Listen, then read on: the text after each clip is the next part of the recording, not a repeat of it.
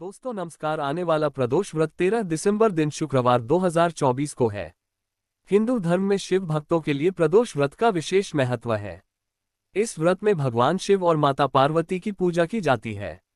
यह हर माह की त्रयोदशी के शुक्ल पक्ष एवं कृष्ण पक्ष में आता है। यह व्रत किसी भी माह के शुक्ल पक्ष की त्रयोदशी से प्रारंभ कर सकते हैं। सूर्यास्त के बाद तथा रात के पूर्व के समय को प्रदोष काल कहते हैं।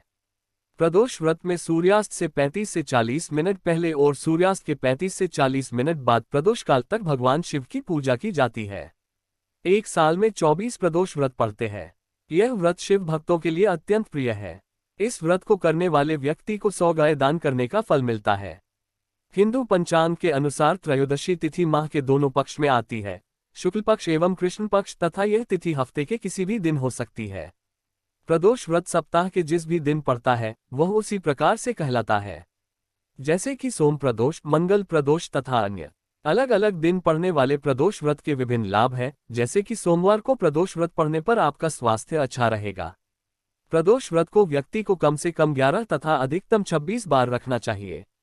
प्रदोष व्रत पूजा सामग्री: फूल, सफेद मिठाई, भांग, अगरबत्ती, आक के फूल, धतूरा, मोली, धूपबत्ती, अबीर, 5 प्रकार के मौसमी फल, कपूर, गाय का दूध, घी, शक्कर, पंचामृत, अक्षत।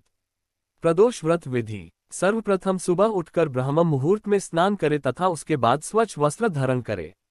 इसके पश्चात मंदिर में जाकर शिवलिंग का जलाभिषेक या घर में पूजन करें। मंदिर में भगवान के आगे दीप व धूप जलाए और फूल अर्पित करें। इसके बाद भोलेनाथ को वस्तुएं जैसे कि रोली, चावल, मोली, 5 तरह के फल, धतूरा और बेलपत्र अर्पित करें। सप्ताह के दिन में पढ़ने वाले प्रदोष व्रत कथा का पाठ करें एवं भगवान शिव की आरती करें। पूरे दिन उपवास रखने के पश्चात सूर्यास्त से थोड़ी देर पहले इच्छानुसार दोबारा स्नान कर शाम की पूजा कर सकते हैं। प्रदोष काल में ही उत्तर पूर्व दिशा में मुंह करके आसन पर बैठ जाए तथा भगवान को धूप पुष्प अर्पित करे भगवान को भोग लगाते हैं। प्रदोष व्रत में क्या खाया जा सकता है? सुबह की पूजा के बाद इच्छानुसार हल्के फल एवं चाय का सेवन किया जा सकता है। दिन में प्यास लगने पर अब पानी का सेवन कभी भी कर सकते हैं। शाम के समय आप सेंधा नमक युक्त आलू के चिप्स का सेवन कर सकते हैं। व्रत में आप सेंधा नमक का प्रयोग कर सकते हैं। इस व्रत में फल के सलाद एवं जूस का सेवन भी किया जा सकता है।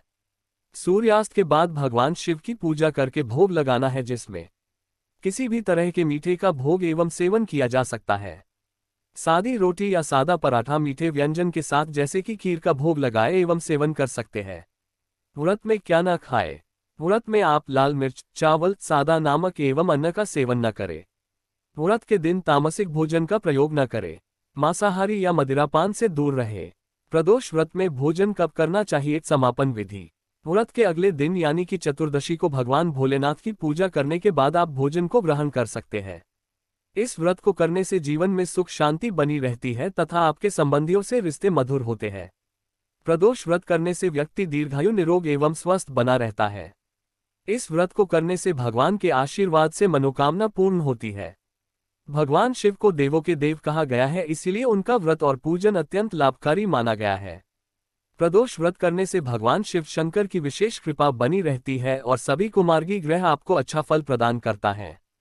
शुक्र प्रदोष व्रत की पूजा विधि सोम प्रदोष व्रत के समान है। इसमें भी श्वेत वस्त्र एवं खीर जैसे खाद्य पदार्थ का सेवन किया जाता है।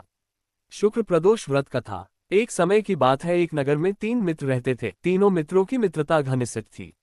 उनमें से एक राजकुमार, दूसरा ब्राह्मण पुत्र, तीसरा सेठ का पुत्र था। उनमें से विवाह तीनों का हुआ था, लेकिन सेठ के पुत्र का विवाह के बाद गौना नहीं हुआ था। एक दिन तीनों मित्र आपस में स्त्रियों की चर्चा कर रहे थे, जिसमें से ब्राह्मण पुत्र प्रशंसा में बोला, बिना स्त्रियों के घर भूतों का डेरा होता है। सेठ के पुत्र ने ये बात सुनकर तुरंत अपनी पत्नी को लाने का निर्णय लिया। सेठ पुत्र अपने घर गया और अपने निर्णय के बारे में माता पिता को बताया। माता पिता ने बताया कि शुक्र देवता डूब गए हैं, अतः इन दिनों बेटी एवं बहुओं को उनके घर से विदा करके नहीं लाया जाता है। यह अशुभ होता है, अतः तुम शुक्रदेव के बाद जाना, अपने पत्नी को विदा करके ले आना।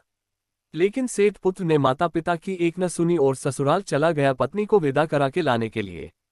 ससुराल पहुंचकर सास ससुर को जब उसने बताया कि मैं पत्नी को लेने आया हूं, तो उन्होंने भी समझाया, लेकिन वह उनकी भी एक न सुनी।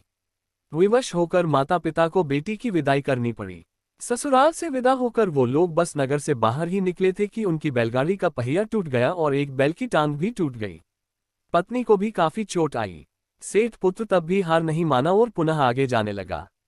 आगे बढ़ने पर उनको कुछ डाकुओं ने घेर लिया तथा सारा धन धान्य लूट लिया। सेठ का पुत्र पत्नी के साथ रोता बिलखता हुआ घर पहुंचा और घर जाते ही उसे सांप ने काट लिया। पिता ने वैद्यों को बुलाया और वैद्यों ने जांच के बाद बोला कि आपका पुत्र 3 दिन के भीतर ही मर जाएगा। उसी समय इस घटना का पता ब्राह्मण पुत्र को लगा। उसने सेठ से आकर बोला कि आप अपने पुत्र एवं बहू को बहू के घर भेज दो। इसी की वजह से सारी बाधाएं आ रही हैं क्यों वह अपनी पत्नी को शुक्रासत में विद करा के लाया था। सेठ को ब्राह्मण की बात पसंद आई और वह अपने पुत्र एवं बहू को बहू के घर वापस भेज दिया। ससुराल पहुंचते ही सेठ पुत्र की हालत में सुधार आने लगा तथा कुछ ही दिनों में वह पूरी तरह से ठीक हो गया। अतः जो भी भक्त शुक्र प्रदोष व्रत करते हैं उन्हें भगवान शिव का आशीर्वाद एवं सुख समृद्धि की प्राप्ति होती है। दोस्तों, अगली वीडियो देखने के लिए चैनल सब्सक्राइब जरूर करें। हर हर महादेव। दोस्तों नमस्कार। आने वाला प्रदोष व्रत 13